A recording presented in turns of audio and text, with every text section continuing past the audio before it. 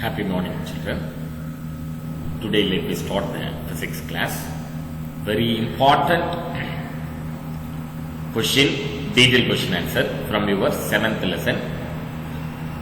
The topic name is excess of pressure inside a liquid drop and liquid bubble and air bubble. Once again repeat, excess of pressure a liquid drop, liquid bubble, air bubble.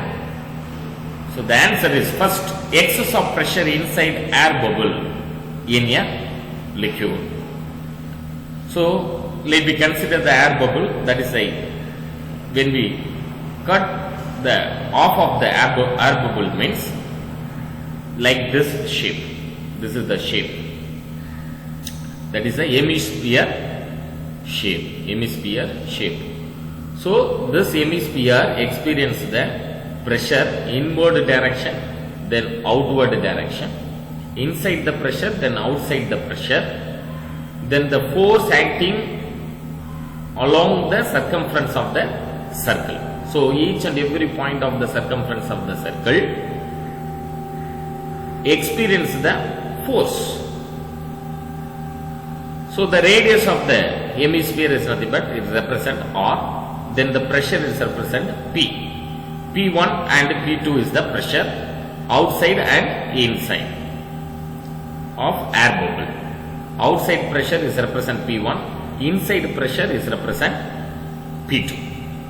So outside pressure is represent P1, then the inside pressure is nothing but P2.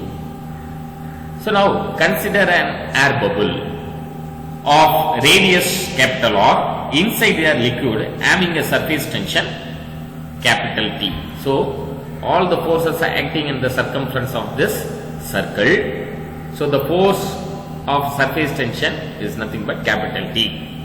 Let P1 and P2 be the pressure outside and the inside the air bubble respectively. Now the excess pressure inside the air bubble is del P, that means changes of pressure. How will you calculate the changes of pressure? P1 minus P2. So in order to find the excess pressure inside the air bubble, let us consider the forces acting on the air bubble. Consider the forces acting on the air bubble. For hemispherical, this shape is called hemispherical. So here, hemispherical portion of the bubble. Consider the forces acting on it. We get the force due to surface tension. Here surface tension acting outer the circumference of the circle of the hemisphere. So the total force, the force due to surface tension acting towards right around the ring 2 pi r. So circumference of the circle is nothing but 2 pi r. So 2 pi r is Ft. Ft means force or surface tension force is equal to 2 pi Rt, because 2 pi r is the circumference of the circle. So each and every point the surface tension acting on this circumference of the circle. That is why the force Ft is equal to 2 pi r into T. Now here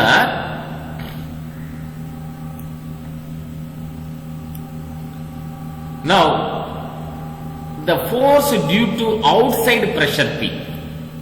Force due to outside pressure P1 is to right acting across cross-sectional area. This cross-sectional area. So cross-sectional area of the circle is nothing but pi r square. So force acting in the cross-sectional area means force is equal to pressure into area. Already we know the formula for pressure. Pressure is equal to force by area. So force is equal to pressure into area.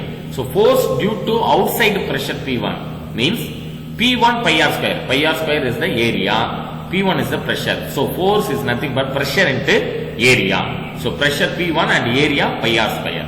Then the third important point is the force due to pressure P2 inside the bubble acting to the left is Fp2. F P2 is equal to P2 pi r square. As the air bubble is in equilibrium under the action of these forces, Fp2 is equal to Ft plus Fp1. Ft value is 2 pi rt. Fp1 value is, this is the Fp1 value. So for Fp1 pi r square. So P1 minus P2 we get. P1 minus del P2 minus P1. P2 minus P2 is P1 is equal to 2t divided by r. 2t divided by r. Because pi r cancel.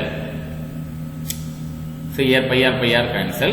So 2t divided by r. So one capital R cancel. One capital R cancel. Then pi value cancel. So remaining term is 2t divided by r. So del P is equal to P2 minus P1 is equal to 2t divided by r.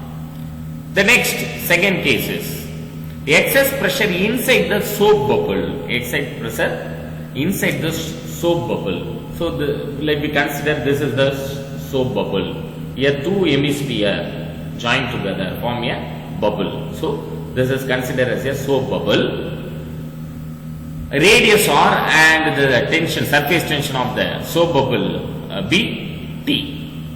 A soap bubble has two liquid surfaces in contact with two liquid surfaces. One hemisphere surface, another one hemisphere surface contact to each other with inside the bubble and the other outside the bubble. So contact with the air. Two liquid surface is contact with the air. One inside the bubble and the other outside the bubble. Therefore, the force on the soap bubble due to the surface tension 2 into 2 pi rt, because this is one circumference of the circle, this is another one circumference of the circle. There are two circumference of the circle joined together. This is a form a soap bubble. So 2 into 2 pi rt. The various forces acting on the soap bubble are, so here two hemisphere surface. So outer side, then inner side. So force due to surface tension Ft is equal to 2 into 2 pi rt is nothing but 4 pi rt towards the right. Now force due to outside the pressure Fp1 is equal to P1 pi r square, because force is equal to pressure into area. Here outside pressure is represent P1, area is represents area of the circle pi r square towards to right. Then force due to inside pressure, force due to inside pressure Fp2 is equal to P2 pi r square towards to left side. As the bubble is in equilibrium, the Fp2 is equal to Ft plus Fp1. What is the value of Ft? Ft is nothing but 4 pi rt. Fp1 value is P1 pi r square. So substituting these two value in this equation, we get P2 pi r square. Fp2 value is P2 pi r square is equal to 4 pi rt plus P1 pi r square, which is equal to, so rearrange this equation, P2 pi r square minus this P1 pi r square term goes to left hand side, means minus P1 pi r square. So P2 pi r square minus P1 pi r square. Pi r square is common value. Remove the common value. We get P2 minus P1 pi r square is equal to 4 pi rt. Here pi cancel, 1 r cancel. Remaining term 4t. So P2 minus P1 is equal to 4t. Here 1 r is here. In the left hand side goes to right hand side, means this is moved to denominator. So 4t divided by r. So del P is equal to excess of pressure. Del P is equal to P2 minus P1 is equal to 4t divided by r. The next point is excess pressure inside the liquid drop. Excess pressure inside the liquid drop. Consider the liquid drop of radius r and the surface tension of the liquid is T. The various force acting on the liquid drop are, this is a circumference of the circle 2 pi r and sigma s. This is the area of the circle pi r square into del P. Now force due to the surface tension Ft is equal to 2 pi r into T towards right. This is the hemisphere. Only one hemisphere, that is why Ft is equal to 2 pi r. The last term, there are two hemisphere contact with each other. That is why two hemisphere contact with each other. Here,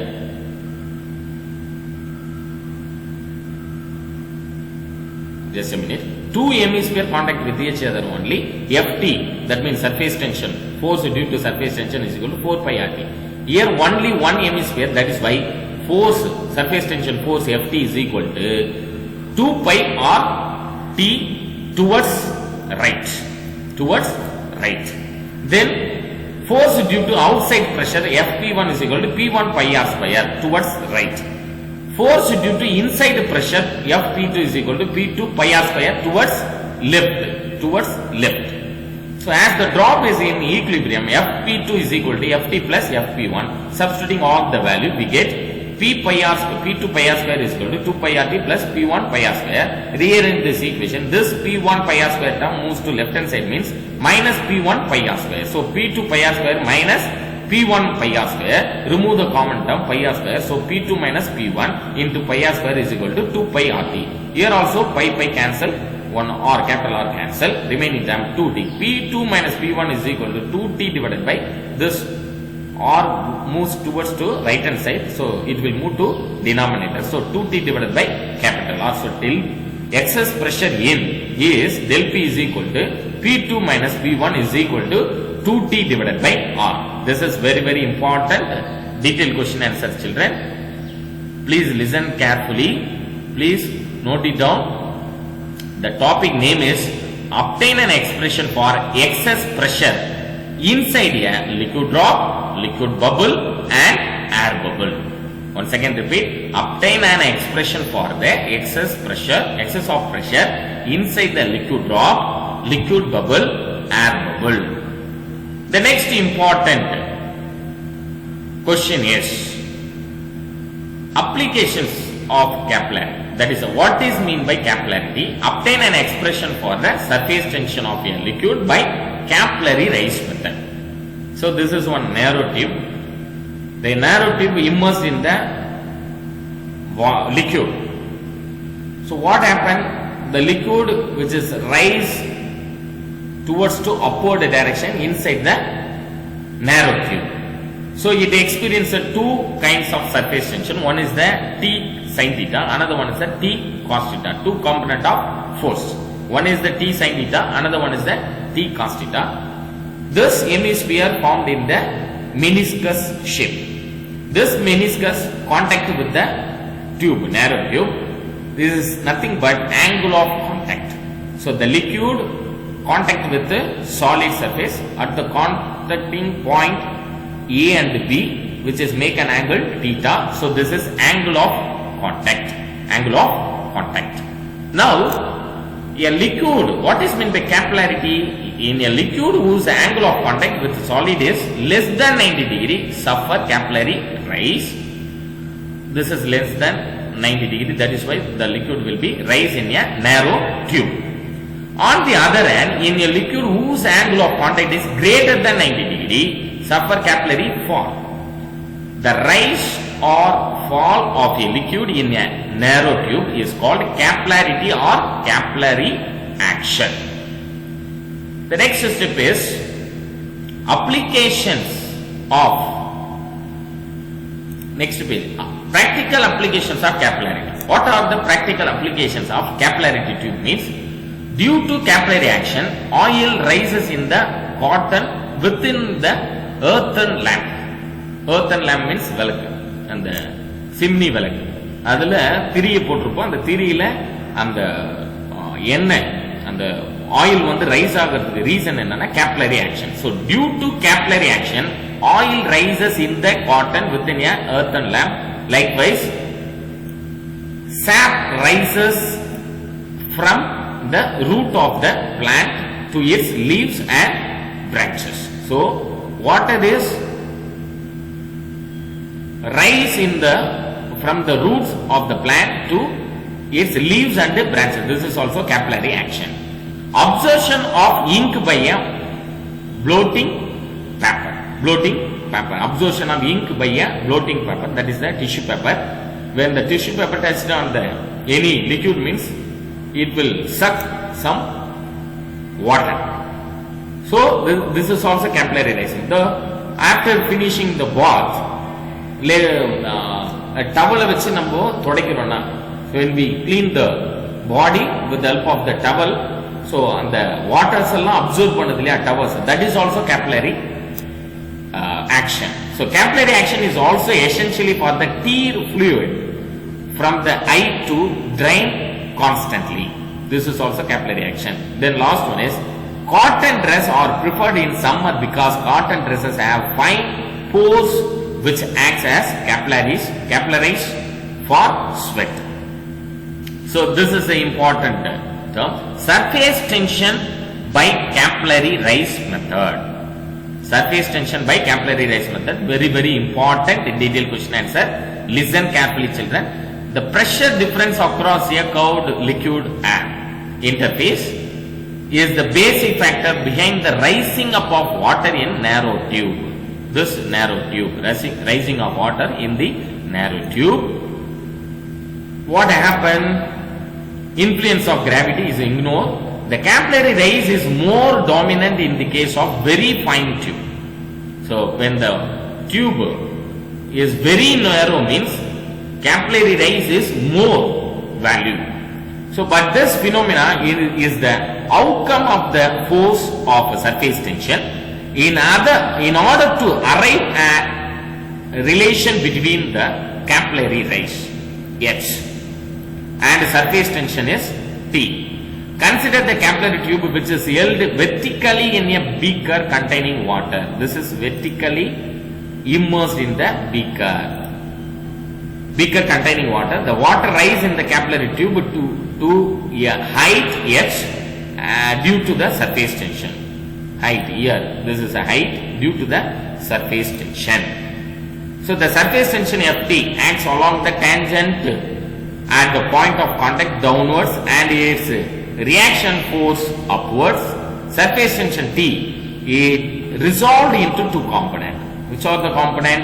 T sin theta and T cos theta component. T sin theta as well as a T cos theta component. Now, two component, horizontal component is represent T sin theta, vertical component is represent T cos theta acting in a upward direction along the whole circumference of the meniscus. Total upward force T cos theta into 2 pi r, that means 2 pi r T cos theta. Now, where theta is the angle of contact, r is the radius of the tube, let rho be the density of water and h be the height to which the liquid rise inside the tube. Then the formula, very important formula, is total volume of the liquid column in the tube. So let me calculate the total volume of the liquid column in the tube. Means here there are two separated shape, the two different shape. One is the meniscus shape, another one is the cylindrical shape of the tube, narrow tube. So now the formula is, first we should calculate the volume of the liquid column in the radius r and h height plus volume of the liquid radius r and height h minus volume of the hemisphere. This is the hemisphere of radius r. So this is very important formula. Total volume of the liquid column in the tube is equal to, how will you calculate volume of the liquid column of the radius r, height h. This is radius r and height h, this cylindrical shape, plus we should calculate the how much amount of water occupied this meniscus, mean that is another one formula, volume of the liquid in the radius and height h minus volume of the hemisphere of radius. So first we should take, this is the cylindrical shape here, cut from this particular part from the tube. This is the cylindrical shape. This cylinder, first we should calculate the volume of water in this cylindrical shape. Is nothing but volume of the liquid of radius r and height h minus, so total cylindrical shape of this meniscus minus volume of the meniscus, this meniscus, hemisphere surface. So minus volume of the hemisphere of the radius r. Now the formula is total volume V is equal to, here this cylindrical shape of the tube is nothing but, what is the volume of the cylinder? Pi r square h. So pi r square into h plus, now this is also one cylindrical shape. The particular meniscus part is cut from the tube, means this is also cylindrical shape. That cylindrical shape, again the volume of the cylinder, pi r square into the height of the this part of cylinder, it will become r.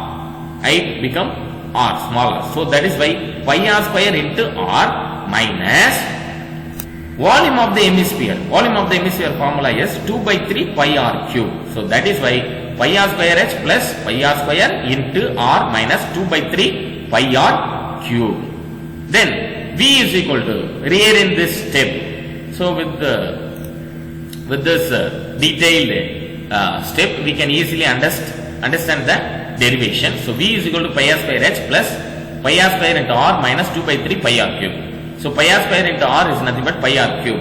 Now simplifying this equation, 3 into pi r cube, 3 pi r cube minus 2 pi r cube divided by whole divided by 3. So 3 pi r cube minus 2 pi r cube is nothing but 1 by 3 pi r cube. So 3 minus 2, 1. So 1 pi r cube divided by 3. So V is equal to pi r square h plus 1 by 3 pi r cube.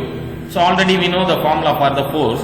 Force, what is the formula for the force? Force is equal to mass into acceleration. Force is equal to mass into acceleration. Now force value is 2 pi r t cos theta is equal to, mass is nothing but, again one formula, mass is equal to density into volume. Here density is represent rho. Then the mass, density into volume. Volume, already we know the value of volume. Volume V is equal to pi r square h plus 1 by 3 pi r. Just substituting this value in this equation, mass is nothing but pi r square h plus 1 by 3 pi r cube into rho. Density into volume into G. So the value is 2 pi r t cos theta is equal to pi r cube h plus r by 3 rho g. This is the actually force formula. Force is equal to mass into gravity. Mass is nothing but density into volume. Here density is represent rho. Volume is represent pi r square h plus 1 by 3 pi r cube. Just substituting this value, we get 2 pi r t cos theta is equal to pi r square h plus r by 3 into rho g. Now pi cancel, one small r cancel. Remaining term 2t cos theta is equal to r into h plus r by 3 into rho g. So T is equal to, surface tension T is equal to r into h plus r by 3 into rho g divided by 2 cos theta. Rearrange this equation again. H is equal to, so r by 3 value is very very small. Radius of the hemisphere is already small value. R by 3 is very very small. That is why we should neglect it from the equation. We get r rho h g. R rho g h. T is equal to r rho h g h divided by 2 cos theta. So h is equal to, here in this step we get h is equal to, this r rho g term goes to left hand side, means it will move to denominator. This 2 cos theta goes to left hand side, means it will move to numerator side. So h is equal to 2t cos theta divided by r rho h. So this is the equation. We can easily understand this step. At last, if the capillary is a very fine tube of radius, that is radius is very small, then r by 3 can be neglected. So that is why the equation become likewise. T is equal to r rho g h divided by 2 cos theta. H is equal to 2t cos theta divided by r rho h. H is directly inversely proportional to r. That means radius of the tube is decreases, means capillary rise value is more. So that is why implies that capillary rise h is inversely proportional to the radius. So radius is decreases, the height of the liquid rises increases. That is why capillary rise h is inversely proportional to the radius r of the tube. That is, the smaller the radius of the tube, greater will be the capillarity. So this is also very very important question, children. The question is capillary surface tension by capillary rise method. Surface tension by capillary rise method. Thank you very much, children.